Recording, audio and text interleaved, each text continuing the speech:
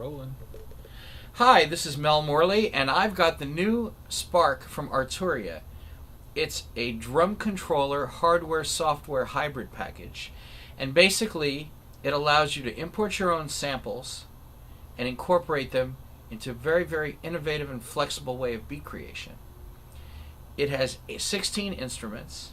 Each instrument has a pad assigned to it in banks, and you're able to do all kinds of different synthesis. Analog synthesis, like physical modeling, and samples. Basically, I'm going to use the Neo Soul kit, and I'm going to program a pattern using a combination of the XOX, which is the Roland style step sequencer, and real-time input using the pads on board. I wanted to go through a little bit of the navigation of the Spark software.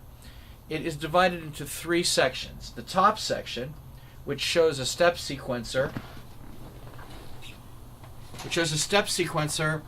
that is 16 steps, and it allows you to step in different instruments. I'm going to step in a hi-hat right now, and there's a metronome playing, so you'll hear that.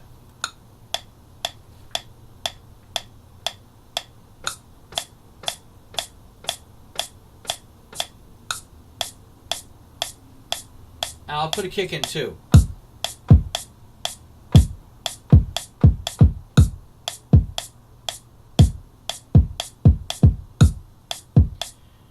From the pads, I'm going to navigate down to the center section, which is here. And from the pads, I'm going to now play in some pitched sounds.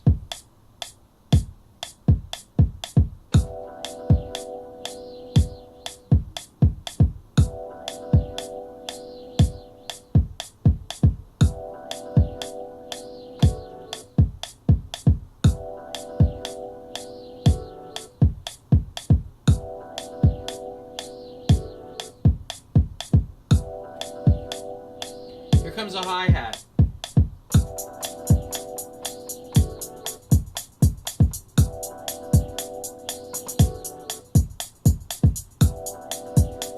There's 3 effects built into the Spark: a filter, a slicer, and a roller.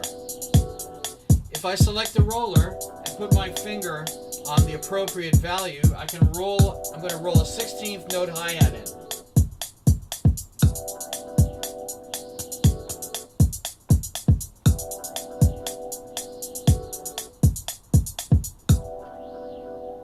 Okay, now that we have that pattern in, I'm going to shut off the metronome. The nice thing is also about Spark, you can let it run. And if you want to copy one pattern to the other, you just drag it over while it's running. And it says, do you want to copy? Yes. Here's the second pattern.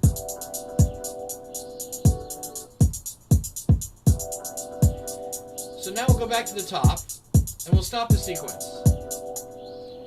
I'm going to erase some of the hi-hats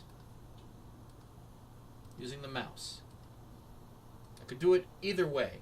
I could do it with the mouse, or I could do it with the controller, selecting from the 16th note selection buttons at the top. So here I am. Now here's the first pattern.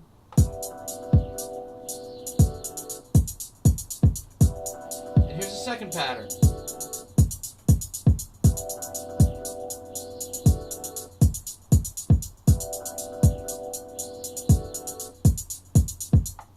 Very good. Now I'm going to go to the second bank of instruments, and I have 3 bass sounds. So what I'm going to do now is I'm going to go down to the pitch parameter of pad number 3. I'm going to lower it.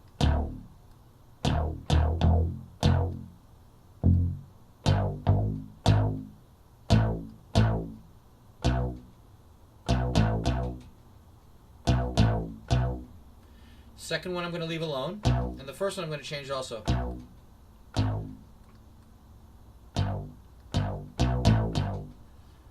And now I'm going to, in real time, play the pads, and I'm going to try to make the melody fit along with the chords that I already have programmed.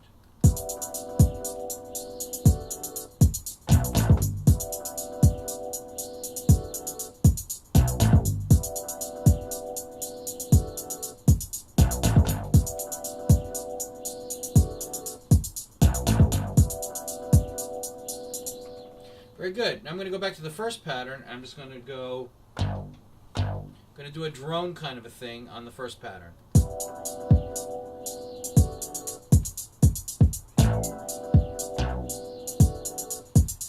Okay, I made a mistake, so I hit erase and the pad. Now it'll erase the pad that I just erroneously played in.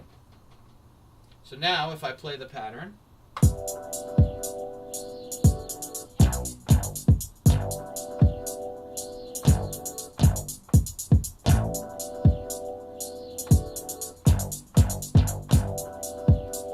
okay, now I'm going to just play that first note in, and I'm just going to play it as like a drone.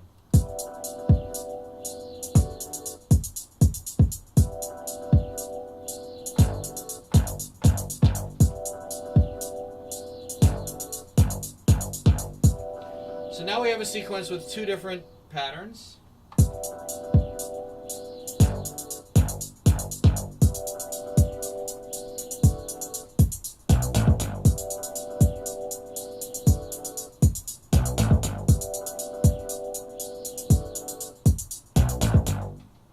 Very good. You can put your own wave files in. You have a full mixer, and you have lots of control over the samples. You have up to 6 layers that you can put in, and you have all kinds of different other alternatives. Basically, you can navigate through the whole library by just clicking, selecting the sound that you want, and the type of synthesis. And I'm picking a hand clap now. And this is instrument number 13, which should be here. It's not loud enough, so I'm going to turn up the volume. When I select it, more characteristics show up. Pitch, so I can pitch it up. Sorry. Pitch it down. There's filters, there's all kinds of gain, there's layers, and you can put up to 6 samples in one layer. And you could put any kind of sample, WAV or AIFF, and even Rex files. So let me just draw, we'll go back to the center navigation, and we'll just drop in this hand clap.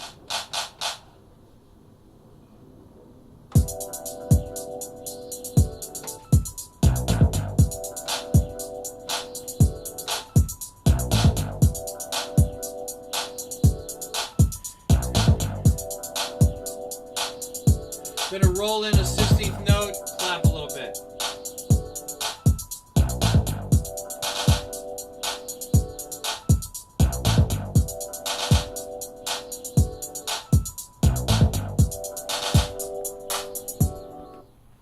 This is a basic overview of Spark. There's a lot of updates coming, all kinds of multi-output options. You can use this to trigger all kinds of samples. They don't have to be drums. They could be synthesizer sounds. They could be background vocals. They could be a guitar riff in case you wanted to do a rhythm guitar riff that you can't maybe physically play, but you can conceptualize. The nice thing is that the workflow is not inhibited by the machine. You can continue to copy and drag and delete and edit on the fly. And it's great because that way the flow keeps going, and basically you can build a track very, very quickly. Thank you again for watching.